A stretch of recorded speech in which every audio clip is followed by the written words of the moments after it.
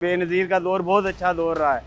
इमरान खान का दौर अच्छा रहा, उसमें बिजली के बिल नहीं आते थे इतने ज़्यादा। हमेशा नए जज्बे के साथ आते हैं, हमें लूट के चले जाते हैं, हम लोग फिर इनके पीछे चल पड़ते हैं। इश्यू ये है कि क्या वो जस्ट है, वो सही है बिल जो है। पंखा चल रहे हैं, एक फ्रिज है, 8,000 रुपये मेरा बिल आया है। जनाब ये कोई एसी नहीं है, ना फ्रिज है, ना कपड़े धोने वाली मशीन है, सिर्फ 2 पंखे हैं। हेलो एंड अस्सलाम वालेकुम। नरमस आउटडोर्स में आज का हमारा मौजू है बिजली। बिजली जो कि रोशनी की अलामत है और ज़िंदगी की ज़रूरत भी। लेकिन यही बिजली हर घर के दरवाजे पर एक खौफनाक दस्तक की तरह आती है, बिजली के बिल की सूरत में। अवाम का कहना है कि बिजली का बिल उनकी जेब से बड़ा और बजट से बाहर है। आज हम निकले हैं अवाम की कहानी, अवाम की ज़ुबानी जानने के लिए, तो चलिए हमारे साथ। सब में छोटा सा जठिया लगाया हुआ है, इस पे तकरीबन 800-1000 रुपया दिन का कमाता हूँ। मेरे बच्चे 5 हैं, स्कूल में पढ़ रहे हैं, किराए का मकान है, एक पंखा चल रहा है, एक फ्रिज है, 8,000 रुपये मेरा बिल आया है। ये आप बेकरी में काम करते हैं, ये इधर 30,000 रुपया तनख्वाह बा, तो 14,000 रुपया बिल आ जाता है महीने का। हम किधर किधर से लगाएंगे, क्या काम करते हैं? जनाब पहले हमें बिल आता था 600-700, इसमें हमारा 1-2 पंखे चलते हैं, इसके अलावा घर में और कोई चीज़ नहीं है, ना फ्रिज है, ना मशीन है, कपड़े धोने वाली कुछ भी नहीं है। इस बार इस महीने उन्होंने 2,000 रुपये बिल भेज दिया है। इश्यू ये नहीं है कि वो इनकम के लिहाज से ठीक है या गलत है। इश्यू ये है कि क्या वो जस्ट है, वो सही है बिल जो है।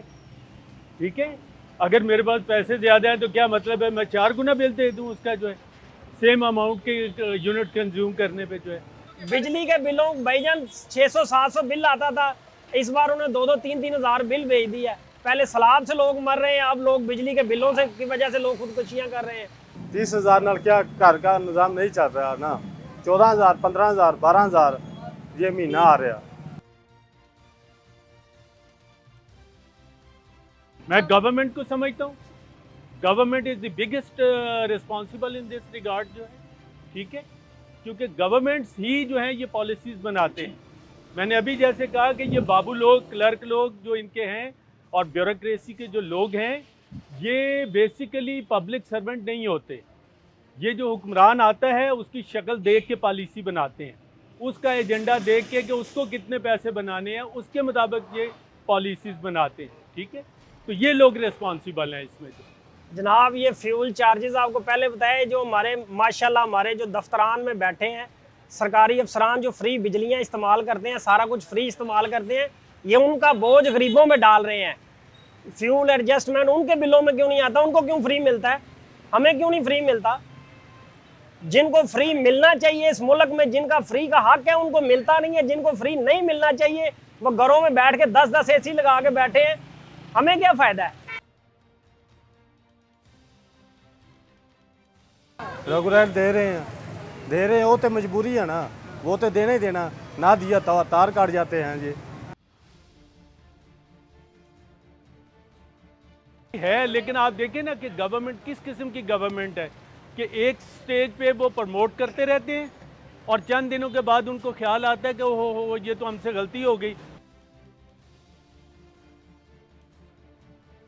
बिजली का बिल कम करना, आमदन देखन, 30,000 कहाँ से लगाइए।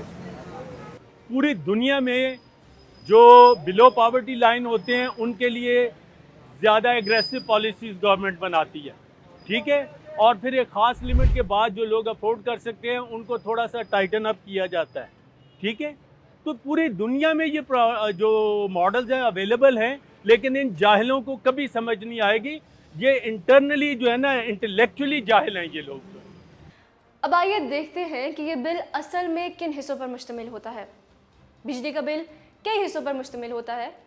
सबसे पहले आपके इस्तेमाल शुदा बिजली के यूनिट्स के मुताबिक बुनियादी लागत निकाली जाती है, जो हुकूमत के मुकर्रर करदा फ़ी यूनिट रेट पर होती है। इसके बाद मुकर्रर चार्जेस शामिल किए जाते हैं, जिनमें मीटर किराया जो हर माह लाजमी है और सर्विस किराया जो बिजली के ढांचे और ग्रिड की देखभाल के लिए वसूल किया जाता है। इसके अलावा बिल में फ्यूल प्राइस एडजस्टमेंट शामिल होती है, जो हर माह ईंधन की कीमत के बदलने पर मस्बत या मनफी शक्ल में आती है। अगर ईंधन महंगा होगा तो बिल में इजाफा होता है और अगर सस्ता हो तो बिल में कमी आती है। सहमाही टैरिफ एडजस्टमेंट या फिर डिस्ट्रीब्यूशन मार्जिन चार्जेस, ये भी इसी असूल पर लगाए जाते हैं, यानी ये हर 3 माह बाद होती है ताकि असल बिजली की पैदावारी लागत और सारिफ से वसूल शुदा लागत में फ़र्क को पूरा किया जा सके। इसके साथ FC सरचार्जेस यानी फाइनेंसिंग कॉस्ट सरचार्जेस और दीगर सरचार्जेस शामिल किए जाते हैं। आखिर में हुकूमत की तरफ से मुख्तलिफ टैक्स शामिल होते हैं, जिनमें सूबाई बिजली tax, PTV fees, GST, sales tax और इनकम टैक्स या मज़ीद टैक्स शामिल होते हैं।